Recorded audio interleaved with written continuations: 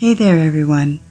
As always, I hope you're having a wonderful evening or day, afternoon, whenever you're watching this video. I thought I would make a second video on cartoon characters and different types of disorders. So I'm going to just go through a few of them and explain a little bit about what they are. So first we have Tigger. Now, with Tigger, it's said that he has attention deficit as well as a hyperactivity disorder. So Tigger's, as we know, one of the Winnie the Pooh characters who here is representing mental illness. According to the National Institute of Mental Health, ADHD is a disorder that makes it difficult for a person to pay attention and to control their impulsive behaviors. They often have a lot of restlessness, and they constantly have to be on the move.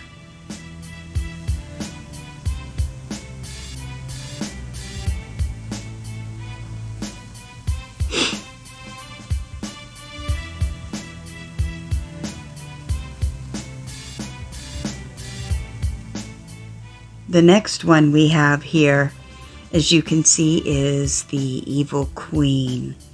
Now, she was diagnosed with narcissistic personality disorder.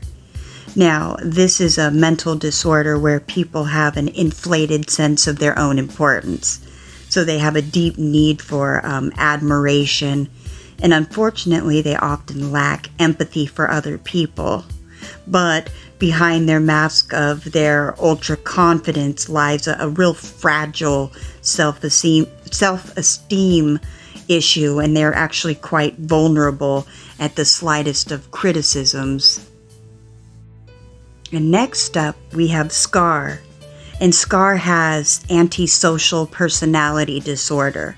So with this, it's a mental condition where a person constantly shows no regard for right and wrong, and they ignore people's feelings and emotions. And people with antisocial personality disorder tend to antagonize, manipulate, and treat others really harshly. And they're very indifferent and very callous. And very seldomly do they show any type of guilt or remorse for their behavior. Then we have good old Charlie Brown.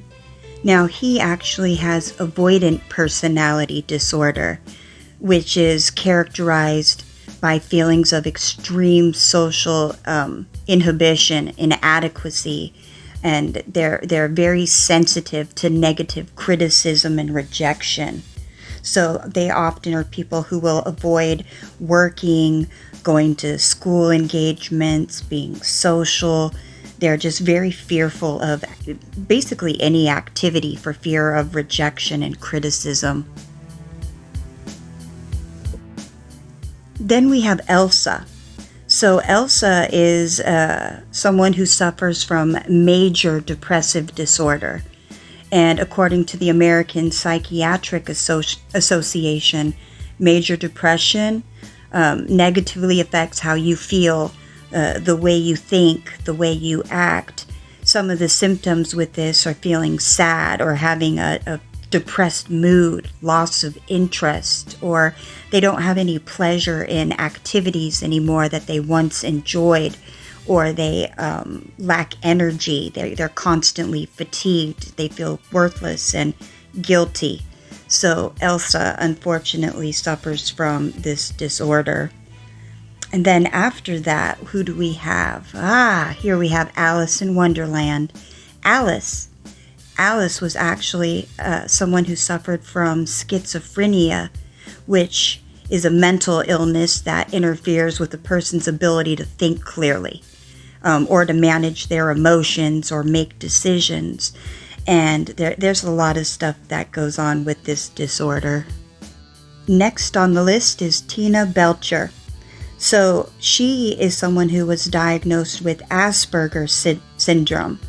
So with Asperger's, it's a high functioning end on the autism spectrum. It's usually it affects children and adults where they have difficulty with social I can't even speak. That's what they have problems with, social interactions, and exhibit a restricted range of interests or repetitive behaviors. A few of the common markers of autism include the inability to understand social, emotional issues or non-literal phrases. They often lack eye contact. They have an obsession with specific, often unusual topics. They have awkward movements and or often mannerisms. Jafar. He is someone who suffers from antisocial personality disorder, which again is another mental condition where a person constantly shows no regard for right or wrong and ignores the feelings of other people. And they're very manipulative oftentimes. Then we have Maleficent. Maleficent has borderline personality disorder. So a person with this disorder usually has inappropriate or extreme emotional reactions.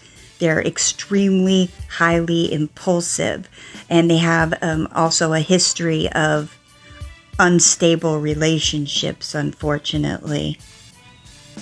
Next, we have Belle. Belle is an obvious case of someone who suffers from Stockholm Syndrome. So, Stockholm's is where someone who is a victim from some type of emotional bond or someone who's been held by an abuser or a captive, and basically as a means of survival, they will fawn and become attached to these people. So although Beauty, Belle from Beauty and the Beast is an extremely intelligent young lady, she loves to read, she wants to learn about the world through her adventures, she becomes a prisoner. So she develops Stockholm Syndrome. Next, we have Lucy. Lucy is another one who suffers from borderline personality disorder. Then we have Ariel. Now, Ariel suffers from a couple things. For one, she's a hoarder. She attaches a lot of things to physical objects. She also has a obsessive compulsive disorder. So with OCD, it's a mental disorder where people have unwanted or repetitive thoughts, feelings, or ideas. They become obsessions and behaviors that basically drive them to do something over and over and over again. She clearly has all the signs of OCD. Pocahontas has schizophrenia. According to the National Alliance of Mental Illness, schizophrenia is a serious mental illness that interferes with a person's ability to think clearly, manage emotions, make decisions, and relate to others. Symptoms often include delusions and hallucinations. Last on my list here is Tiana, who suffers from zoophilia. So if most people know what zoophilia is, it's a sexual disorder involving an erotic attraction to animals or an abnormal desire to have sexual contact with animals.